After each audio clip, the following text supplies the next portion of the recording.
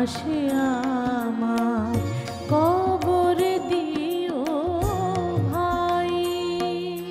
মসজিদের পাশে আমায় কবর দিও ভাই, যেন গড়ে থেকেও মুয়াজ্জিনের আজান শুনতে পাই।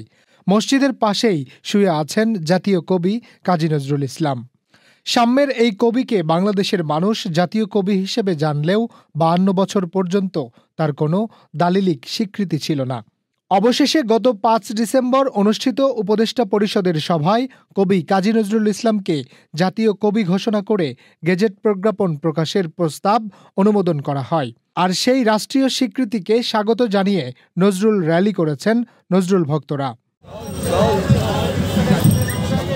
19 ফেব্রুয়ারি রোববার দুপুরে রাজধানীর শহীদ মিনার থেকে র্যালি নিয়ে কাজী নজরুলের সমাধিস্থলে আসেন ভক্তরা। এরপর সমাধির পাশে কাজী নজরুলের লেখা হামদ নাত গেয়ে একে একে স্মরণ করেন শিল্পীরা।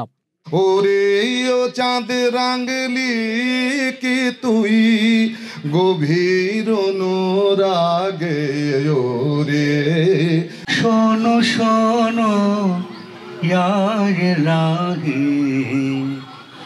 আমার মোনাজাত শোনো। এই সময় কাজী নজরুলের বিখ্যাত হামদ গেয়ে তাকে স্মরণ করেন শিল্পী ফেরদৌস আরা।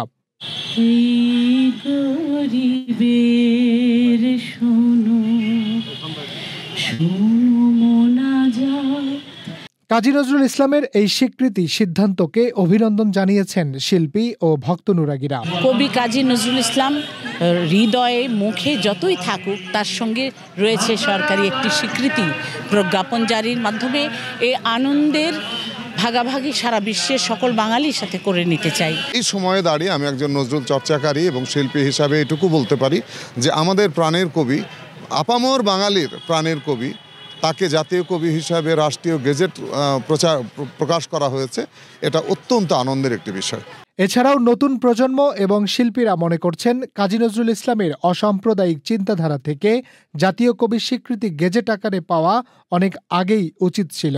কাজটি আমরা অনেক আগে হওয়া উচিত ছিল, কেন হয়নি আমি আজ জানি না। পৃথিবীর যে কোনো রাষ্ট্রীয়ভাবে কোনো কাউকে কবি বলতে গেলে অবশ্যই তাকে সরকারি গেজেট ভুক্ত হতে হবে, এটাই নিয়ম। কারণ আজ আমি আছি, কাল না থাকবো, আবার নতুন প্রজন্ম আসবে, তারা দেখবে যে আমাদের সংবিধানে জাতীয় কবি হিসাবে কার নামটা লেখা আছে। আগে তো অবশ্যই হওয়া উচিত ছিল। আমরা যে শিল্পী, আমরা সবাই অনেক খুশি হয়েছি। নতুন প্রজন্ম হিসেবে এটি অত্যন্ত গর্বের ব্যাপার। ওনার মতো একজন অসাম্প্রদায়িক কবি, যিনি একই সাথে শ্যামাসঙ্গীত লিখেছেন, হামনাত লিখেছেন, সর্বক্ষেত্রে ওনার বিচরণ আছে। ওনাকে জাতীয় কবির স্বীকৃতি দেওয়াটা আমি মনে করি এটা একটা করণীয়ই ছিল। আমাদের জন্য অত্যন্ত সৌভাগ্যের ব্যাপার, ওনাকে আমরা জাতীয় কবি হিসেবে পেয়েছি। এর আগে শহীদ মিনারে অনুষ্ঠানে প্রধান অতিথি হিসেবে ছিলেন সংস্কৃতি বিষয়ক উপদেষ্টা মোস্তফা সরোয়ার ফারুকী। যদিও সংবিধানে স্বীকৃত ছিল না, কিন্তু লেখা থাকুক বা না থাকুক, কবি কাজী নজরুল ইসলাম আসলে আমাদের সবার মনে জাতীয় কবি হিসেবে ছিলেন। এখন এটা জাস্ট একটা আনুষ্ঠানিকতা তৈরি হলো। সমাধিস্থলে অনুষ্ঠানটির সভাপতিত্ব করেন কবি, কথাসাহিত্যিক ও কাজী নজরুল ইসলাম ইনস্টিটিউটের নির্বাহী পরিচালক লতিফুল ইসলাম শিবলি। এছাড়াও উপস্থিত ছিলেন জাতীয় কবি কাজী নজরুল ইসলামের লালিত বিভিন্ন সঙ্গীত শিল্পী ও ভক্তনুরাগীরা।